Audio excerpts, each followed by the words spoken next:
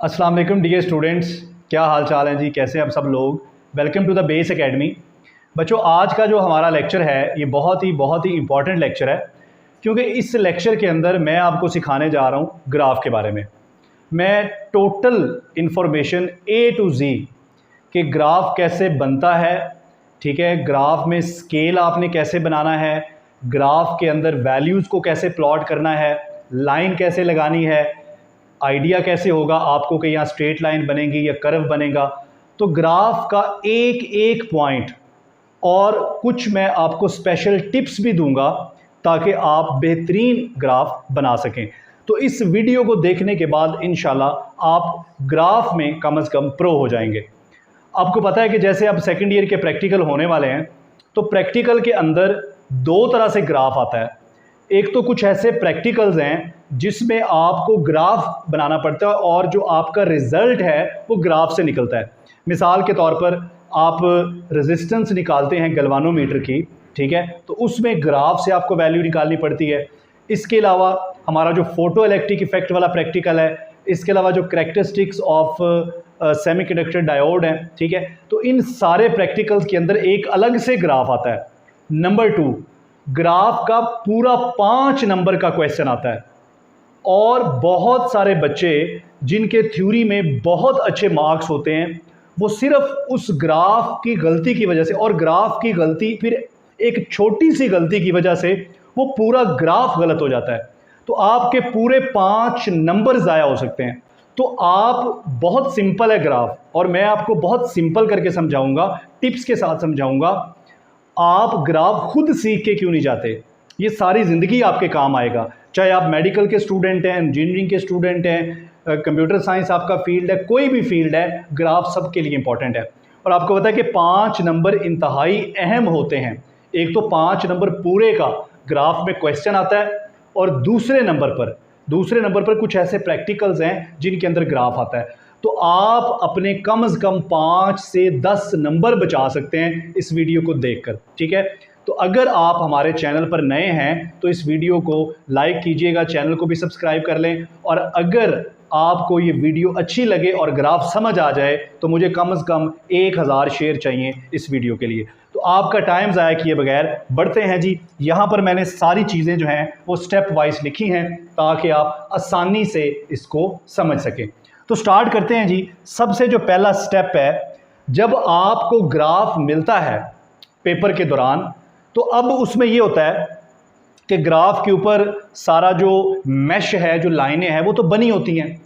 अब कुछ बच्चे ऐसा करते हैं कि आधा ग्राफ यूज़ करते हैं, कुछ उस ग्राफ का सिर्फ थोड़े से हिस्से पे ग्राफ बना के बाकी सारा खाली छोड़ देते हैं। तो जो सबसे पहला इंपॉर्टेंट चीज़ है वो ये है कि हमें जो ग्राफ पेपर मिलता है उसको कितना यूज़ करना चाहिए कि एक आइडियल ग्राफ बने।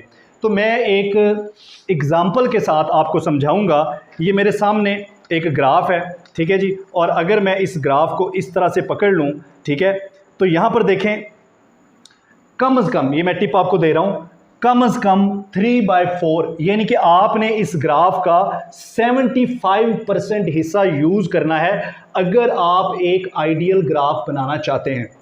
आमतौर पर जो ग्राफ्स आते हैं उनमें आपको जस्ट पॉजिटिव एक्स एक्सिस और पॉजिटिव वाई एक्सिस पर वैल्यूज़ ही प्लॉट करनी होती हैं। लेकिन एक ऐसा ग्राफ भी है जो गैल्वानोमीटर की रेजिस्टेंस आप निकालते हैं तो R और 1/V के दरमियान ग्राफ बनता है, वहाँ पर आपको नेगेटिव एक्स एक्सिस की ज़रूरत भी होती है। तो वहाँ पर आप ये करते हैं कि बॉक्सेस को गिन के कि इसमें कितने बॉक्सेस हैं, मसलन 1 2 3 4 5 6 7 8 9 10 11, मतलब 10 इसमें पूरे बॉक्स हैं, ये हाफ है। तो आप कहते हैं कि अगर 11 हैं तो 5 इधर और 5 इधर, और दरमियान में आप उसके लाइन लगा लेते हैं, ठीक है। लेकिन पहले मैं आपको जनरल समझाता हूं कि जनरली जो मैं बात कर रहा हूं कि आपने ये जो लाइनें हैं इस तरह से लगानी हैं कि 75% जो है उस ग्राफ का इस्तेमाल हो। अब वो कैसे आपको अंदाज़ा होगा, मसलन मैंने ग्राफ इस तरह से पकड़ा हुआ है, ये मेरा एक्स एक्सिस है। अब इस पर एक्स एक्सिस में इस तरफ देखें तो टोटल 10 बॉक्स हैं। मैं क्या करूँगा, यहाँ से 1 2 3 बॉक्स छोड़ दूँगा, और 3 बॉक्स छोड़ के मैं यहाँ पर एक्स एक्सिस के अलोंग इस तरह से एक लाइन लगा दूँगा जो मेरा एक्स एक्सिस होगा। उसके बाद मैं गिनूंगा वाई एक्सिस में कितने हैं, 1 2 3 4 5 6 7 8, ठीक है जी। तो 8 बॉक्स हैं। मैं ऐसा करूंगा कि नीचे से 2 बॉक्स, ठीक है जी, यानी कि यहाँ से और इधर से 3, 1 2 3 और 1 2, ठीक है जी। तो यहाँ से मेरा ग्राफ शुरू होगा, ये मेरी एक्स एक्सिस होगी और ये मेरा वाई एक्सिस होगा, ठीक है। तो एक आइडियल ग्राफ बनाने के लिए इस पेज का कम से कम आपने 75%, वैसे लोग कहते हैं कि 50% भी यूज़ कर सकते हैं आप, लेकिन अगर आपने एक अच्छा और आइडियल ग्राफ बनाना है तो कम से कम इस पेज का 75% यूज़ करें, ठीक है। ये बात मैं आपको अपने कम से कम 12 साल एक्सपीरियंस के बाद बता रहा हूँ। उसके बाद आगे बढ़ते हैं जी। स्टेप नंबर 1 हो गया कि कितने परसेंट इसको यूज़ करना है।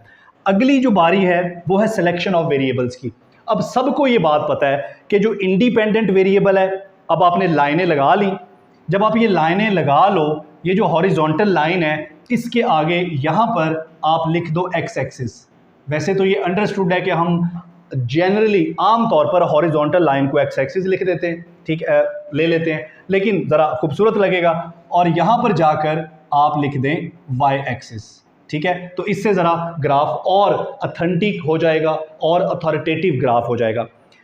उसके बाद सिलेक्शन ऑफ वेरिएबल की बात हो रही है, तो सबको पता है कि इंडिपेंडेंट वेरिएबल एक्स एक्सिस पे लेंगे और डिपेंडेंट वेरिएबल वाई एक्सिस पे लेंगे। अब जो ये बात है कि जी हमें कैसे पता चलेगा कि इंडिपेंडेंट कौन है और डिपेंडेंट कौन है, ठीक है।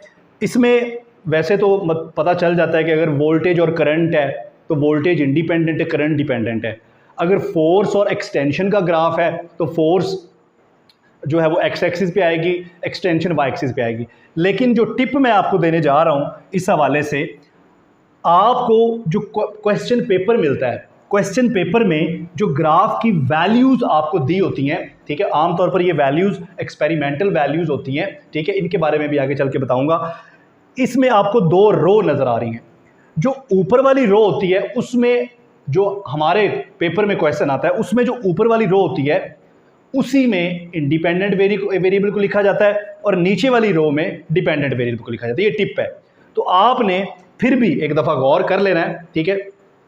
लेकिन जो ऊपर वाली रो होगी ये आमतौर पर इंडिपेंडेंट वेरिएबल की वैल्यूज़ इसमें लिखी होती हैं। इसको आपने एक्स एक्सिस पे प्लॉट करना है, ठीक है, और इसको वाई एक्सिस पे। अभी प्लॉट नहीं करना। जब ये सिलेक्शन हो गई कि अब ये वाली वैल्यू को एक्स पे लेना है और ये वाली वैल्यू को वाई पे लेना है, तो यहाँ पर आपने आकर लिखना है ये क्या है, वोल्टेज, और इसको हम किस में मापेंगे, वोल्ट्स में, ठीक है। इस चीज़ के बाकायदा नंबर होते हैं, ठीक है। आपने एक्स एक्सिस के ऊपर इस वेरिएबल का नाम लिख के आगे ब्रैकेट के अंदर उसका यूनिट भी लिखना है। बिल्कुल ऐसे ही आपने वाई एक्सिस पे करना है। वाई एक्सिस पे आपने क्या लिया है जी, चार्ज लिया है, ठीक है, और इसके आगे आप लिख देंगे कूलम, ठीक है जी। चार्ज का यूनिट हमने एसआई यूनिट जो भी होगा उसका वो आप लिख देंगे। तो ये जो वैल्यूज़ हैं वी और क्यू, ये बेसिकली कैपेसिटर के अक्रॉस जो वोल्टेज है और कैपेसिटर की प्लेट्स पर जो चार्ज स्टोर होता है ये उसके लिए है, ठीक है। तो ये मेरा इंडिपेंडेंट वेरिएबल है जो यहाँ पर आ गया और ये डिपेंडेंट वेरिएबल है जो यहाँ पर आ गया। पहचान आपको मैंने बता दी कि पेपर के अंदर आपने कैसे करनी है। तो यहाँ पर हमारा स्टेप नंबर 2 कंप्लीट हो गया। अब हम जा रहे हैं स्टेप नंबर 3 की तरफ, जो कि सबसे इम्पॉर्टेंट है। ये सबसे इम्पॉर्टेंट है। अभी मैं प्रैक्टिकली आपको एक ग्राफ बना के भी दिखाऊंगा, एक ग्राफ पेपर लेकर मैं आपको बना के भी दिखाऊंगा, लेकिन पहले मैं आपको समझा रहा हूँ, ठीक है। स्टेप नंबर 3 जो शायद ग्राफ का सबसे अहम हिस्सा है और इस हिस्से में ही गलती होती है जो कि आपके 5 नंबर को 0 में तब्दील कर देती है। अब देखिए ये है स्केल। अब स्केल कैसे बनाना है, यही वो चीज़ है जो मैं आपको समझाना चाहता हूँ। इसको 3 हिस्सों में मैंने डिवाइड कर लिया। सबसे पहला है जी नंबर ऑफ बॉक्सेस। अब ग्राफ पेपर मिलेगा तो ग्राफ पेपर के अंदर मैंने बताया पहले आपको कि आपने क्या करना है, पेज का कितने % यूज़ करना है, ठीक है। अब आम तौर पर आपको जो टेबल दिया जाता है वैल्यूज़ का, उसमें 5 या 6 वैल्यूज़ ही होती हैं, कभी कभी 7 भी हो जाती हैं, लेकिन आमतौर पर 5, 6, 7 बस इतनी वैल्यूज़ ही होती हैं, ठीक है। तो कितने बॉक्सेस आप चाहते हैं, कितने बॉक्सेस आप यूज़ करें, ये ग्राफ को कह लें जो ग्राफ में जो डाटा है उसको प्लॉट करने के लिए और ग्राफ को ऑथेंटिक बनाने के लिए, उसको आइडियल बनाने के लिए बहुत ज़रूरी है आप कितने बॉक्स सेलेक्ट कर रहे हैं। ठीक है, वैसे तो कोई सेट रूल नहीं है इसका, लेकिन कम से कम आपको नंबर ऑफ बॉक्सेस की बात करें तो कम से कम आप 4 बॉक्सेस के अंदर डाटा को ज़रूर प्लॉट करें, कम से कम 4 और ज़्यादा से ज़्यादा 7। मैं बता रहा हूं कि ये कोई फार्मूला या रूल नहीं है, लेकिन एक आइडियल ग्राफ ऐसे ही बनता है। कम से कम 4 बॉक्स आपने ज़रूर इस्तेमाल करने, और ज़्यादा से ज़्यादा वो आपके वैसे 8 भी हो सकते हैं, लेकिन कोशिश करें कि आप 4 और 7 के दरमियान ही अपनी रेंज को रखें। ठीक है, 4, 5, 6 या 7। ठीक है, उसके बाद बारी आती है आइडियल नंबर ऑफ बॉक्सेस। अब आइडियल नंबर ऑफ बॉक्सेस से मुराद ये है कि फ़र्ज़ कर लें कि एक्स एक्सिस पर जब मैंने डाटा प्लॉट किया तो मैंने 1, 2, 3, 4, 5 और 6 बॉक्सेस को यूज़ किया। तो आप अगर तो हो सके तो वाई एक्सिस पर भी उतने ही बॉक्सेस यूज़ कर लें। अगर आप even number of boxes use करेंगे तो ग्राफ बड़ा क्लियर बनेगा, और आप जब लाइन या कर्व उसको बनाएंगे तो बड़ी आसानी से बनेगा। लेकिन ये ज़रूरी भी नहीं है कि अगर फ़र्ज़ करें कि मेरे एक्स एक्सिस पर 5 बन रहे हैं लेकिन वाई पर 5 नहीं बन रहे, 6 बन रहे हैं, तो कोई मसला नहीं, आप 6 भी बना दें। ये कोई फिक्स नहीं है, कोई शर्त नहीं है। लेकिन अगर आप even number of boxes use करेंगे, एक जैसे बॉक्स यूज़ करेंगे, तो उससे ग्राफ की जो डिस्ट्रीब्यूशन है वो बड़ी प्यारी हो जाएगी। अभी मैं आपको एग्जांपल से भी समझाऊंगा। उसके बाद जब ये बॉक्सेस की तादाद सेलेक्ट हो गई, उसके बाद जो बेहतरीन और सबसे अहम मरला है वो है डिवीजन ऑफ स्केल। ठीक है, अब स्केल किस तरह से सेट करना है, ये वो पॉइंट है जहां पर आकर बच्चे गलती कर जाते हैं। अब मैं अक्सर ग्राफ देखता हूं तो बच्चे क्या करते हैं कि जो डाटा आपको गिवन होता है ना, उसको एज इट इज़ प्लॉट कर देते हैं। मसलन ये देखें, ये 1 है तो यहाँ से शुरू कर लिया, ये मेरा 1 हो गया, यहाँ पे मेरा 3 हो गया, यहाँ पे मेरा 4 हो गया, यहाँ पे मेरा 6 हो गया। ठीक है, इसको थोड़ा सा नीचे करके लिख दें। ठीक है जी, इसको थोड़ा सा नीचे करके लिख देते हैं ताकि हमें वैल्यूज़ को प्लॉट करने में आसानी हो। ठीक है, यहाँ पे 4 लिख दिया, यहाँ पे 6 लिख दिया, यहाँ पे 8 लिख दिया, यहाँ पे 10 लिख दिया। ठीक है, याद रखें कि जो बॉक्सेस होते हैं वो इक्वली स्पेस्ड होने चाहिए। अब इक्वली स्पेस से मुराद ये है कि फ़र्ज़ करें इन दो वैल्यूज़ के दरमियान डिफरेंस निकालें। 3 - 1 2, 4 - 3 1, यहाँ पे डिफरेंस 2 आ रहा है, यहाँ पर 1, ग्राफ गलत हो गया। इसका मतलब है कि जो डेटा आपको दिया गया है आपने पहले उसको डिवाइड करके स्केल बनाना है। ऐसे नहीं कि उसको देख के वैसा ही प्लॉट कर दिया, नहीं, ये गलत होगा। अच्छा, तो फिर कैसे करना है? आप वो जो डेटा आपको गिवन है, ठीक है, उसमें देखें कि सबसे बड़ी वैल्यू कौन सी है।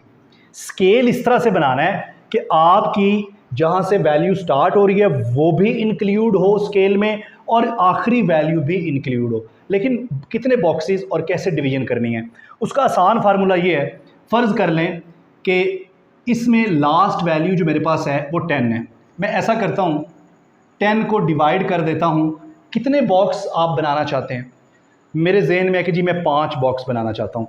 मैं इसको डिवाइड कर देता हूँ 5 से, तो आंसर क्या आ गया? 2। इसका मतलब है कि ये जो डिफरेंस है इन स्केल में, यहाँ पर वैल्यू जो मैंने प्लॉट करनी है, हर बॉक्स की वैल्यू में जो डिफरेंस है, बिग बॉक्स की बात हो रही है, वो कितना आना चाहिए? वो 2 आना चाहिए। इसका मतलब है कि मैंने जाना कहाँ तक है? 10 तक। अब अगला सवाल है कि स्टार्ट कहाँ से करें? 1 से स्टार्ट करें। 1 3 5 7 9 11, ठीक है, ये 0 से स्टार्ट करें। वैसे तो अगर आप 0 से स्टार्ट करते हैं तो ये बेहतरीन है, ठीक है, तो हम भी 0 से स्टार्ट कर लेते हैं। तो यहाँ पर अच्छा, लेकिन ये 0 वाली भी शर्त नहीं है, ये भी मैं आपको बताता हूँ कि कब आपको 0 से स्टार्ट नहीं करना चाहिए। तो 0 से स्टार्ट करें, अभी तो 0 आइडियल है, तो 0 के बाद यहाँ पे क्या आएगा जी? 2 आएगा, यहाँ पे क्या आएगा जी? 4 आएगा, ये 0 मैं यहाँ पे लिख देता हूँ। यहाँ पे क्या आएगा? 6 आएगा, 8 आएगा और 10 आएगा। देखें सारी वैल्यूज़ प्लॉट हो गई, 1 भी इसके अंदर आ गया और 10 भी इसके अंदर आ गया, ठीक है। अब एक और यहाँ पर इंपॉर्टेंट टिप, जब भी आपने ये स्केल बनाना है, कोशिश करनी है कि ये जो डिफरेंस है ना इनके दरमियान, ये इवन नंबर्स में हो, यानी कि 2 4 6 8 10, क्योंकि हर बिग बॉक्स के अंदर, हर बड़े बॉक्स के अंदर आपको पता है कि 10 छोटी लाइनें होती हैं। अब उन लाइनों को आपने काउंट भी करना होता है। फ़र्ज़ करें कि मैंने डिफरेंस रखा है 2, तो मैं 2 को अगर 10 से डिवाइड करूँगा तो हर छोटी ये जो डिवीज़न है ये 0.2 को रिप्रेजेंट करेगी। इसको काउंट करना आसान है, ठीक है। आप कोशिश करें कि इस तरह के नंबर 3, ठीक है जी, 7, 9, ठीक है, इस तरह के नंबर्स में डिफरेंस ना रखें। हमेशा ऐसा डिफरेंस रखें जिसको काउंट करना आसान हो। जैसे 2 का डिफरेंस रख लें, 4 का रख लें, 5 का रख लें, 10 का रख लें, ठीक है जी, 20 का रख लें, 15 का रख लें, 30 का रख लें। तो इस तरह का डिफरेंस आपका होना चाहिए, ठीक है। 3, 7, 9, 11 इस तरह के नंबर से बचें, इस तरह के डिफरेंस ना रखें, ठीक है। तो ये हो गया हमारा एक्स एक्सिस पर। अब मैं बता रहा था कि 0 से स्टार्ट कब नहीं करना। आपने अपने स्प्रेड को पहचानना है। देखें 1 से लेकर 10 तक एक खूबसूरत स्प्रेड है, 7 से लेकर 75 तक एक वाइड स्प्रेड है। लेकिन अगर मेरी वैल्यूज़ ऐसी हों, फ़र्ज़ करें यहाँ पर हो जी 500, यहाँ पर हो 520, 550, 580, 600, तो अब क्या मुझे 0 से स्टार्ट करना चाहिए? देखें ये जो स्प्रेड है, एक तो ये 0 से बहुत दूर है, ठीक है, और फिर ये कोई वाइड स्प्रेड नहीं है, बहुत बड़ा स्प्रेड नहीं है, ठीक है। 500 से शुरू हो रहा है और 600 तक जा रहा है बस। तो इस केस में मुझे 0 से शुरू करने की बजाय 500 से शुरू करना चाहिए। 500, 520, 540, 560, 580, 600। समझ आ गई? नॉर्मली आप 0 से स्टार्ट करें, लेकिन अगर स्प्रेड इस तरह का हो तो फिर आपको ज़रूरी नहीं कि आप 0 से ही स्टार्ट करें। मकसद ये है कि आप एक क्लियर रिप्रेजेंटेशन दे सकें ग्राफ की, बता सकें कि ग्राफ क्या बता रहा है, ठीक है। अब आ जाते हैं जी क्यू के ऊपर, जो हमने वाई पे प्लॉट करना है। अब देखिए 7.5 से हमने कहाँ तक जाना है? 75 तक। तो जो बड़ी वैल्यू है यहाँ पर वो क्या है? वो है 75। मैं चाहता हूँ कि 5 बॉक्स बने, क्योंकि मैंने एक्स पर भी 5 बनाए हैं। तो मैं इसको 5 से डिवाइड करता हूँ तो आंसर आता है 15। इसका मतलब है कि 0, 15, 30, 45, 60, 75 सारी वैल्यूज़ अंदर आ गई। अच्छा, यहाँ पर एक और चीज़ भी है।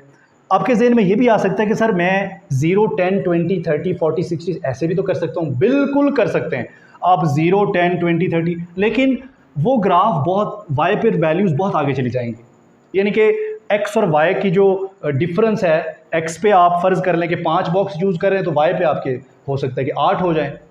वो ठीक है, लेकिन ग्राफ फिर उतना आइडियल नहीं बनेगा। आप यूँ भी कर सकते हैं 0, 20, 40, 60, 80, ये भी ठीक है, क्योंकि उसमें 7.5 भी आ जाएगा, 75 भी आ जाएगा।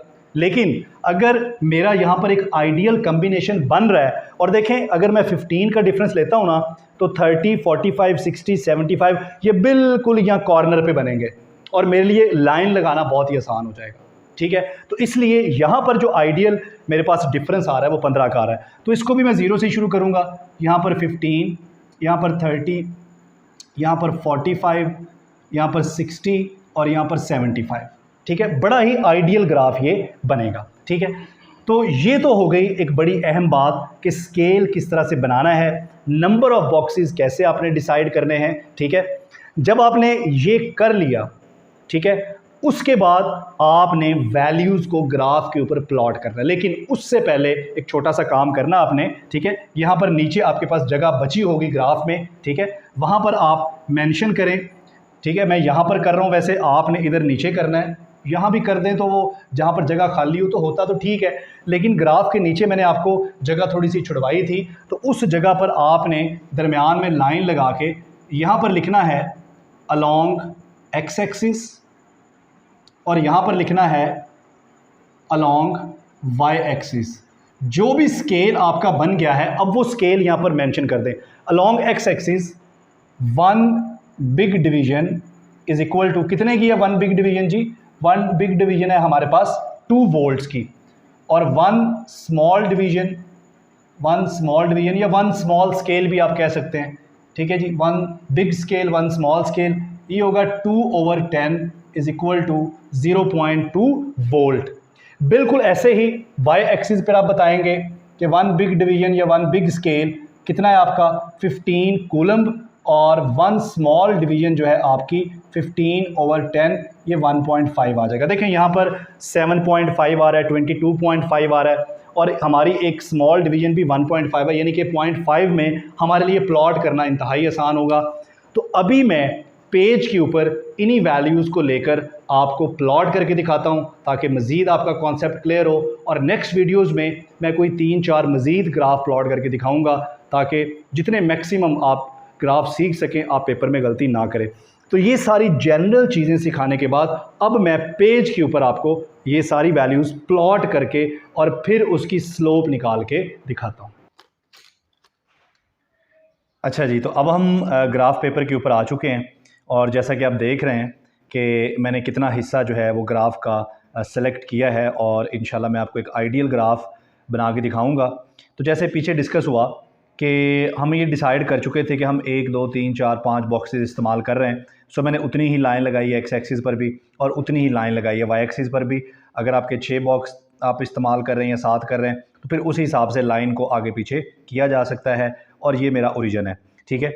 अब यहाँ पर नीचे देखें, यहाँ पर मैंने एक्स एक्सिस पर जो वेरिएबल लिया है इंडिपेंडेंट वेरिएबल वी यानी कि वोल्टेज, ब्रैकेट में मैंने आगे उसका यूनिट भी लिखा है।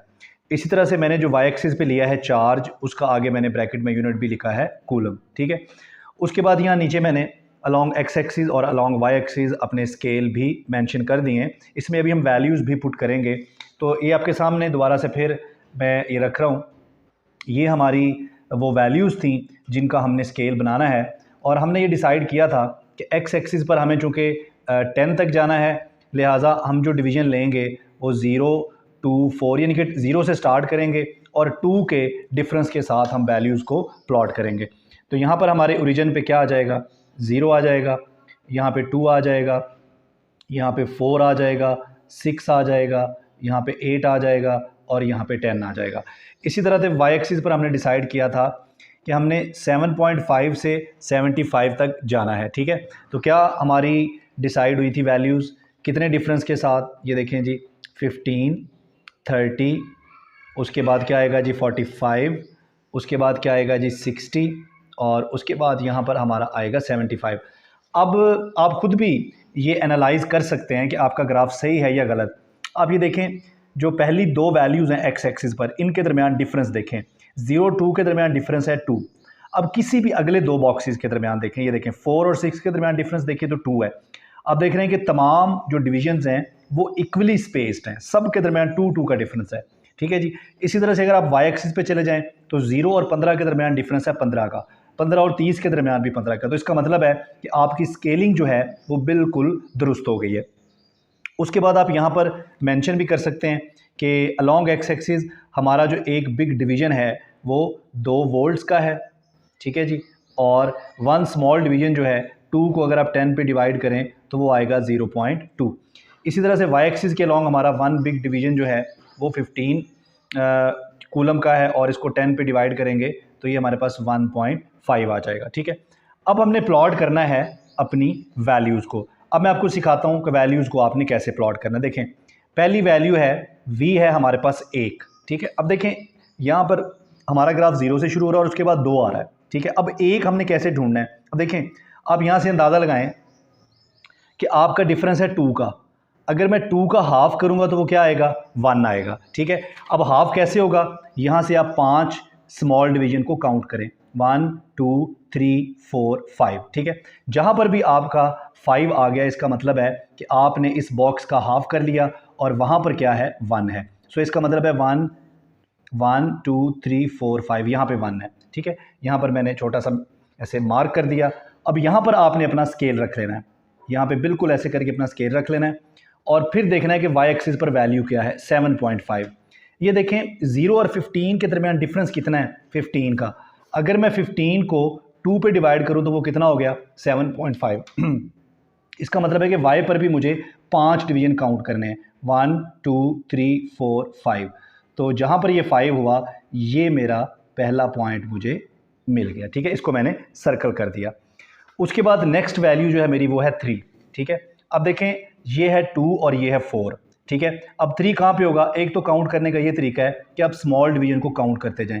2 के बाद 2.2 2.4 2.6 2.8 और 3, ठीक है। या आप ऐसे देखें 2 और 4 के दरमियान आपको 3 पर जाना है, ठीक है। तो 2 और 4 के दरमियान जैसे मैंने पहले सिखाया कि हमारा डिफरेंस 2 है, 2 को 2 पे डिवाइड करें तो क्या आता है 1। इसका मतलब है कि यहाँ तक तो हो गया 2, आगे 5 डिवीजन आपने गिननी है क्योंकि हाफ करना है आपने। तो 1 2 3 4 5, ठीक है, 1 2 3 4 5, यहाँ पे आपका 3 हो गया।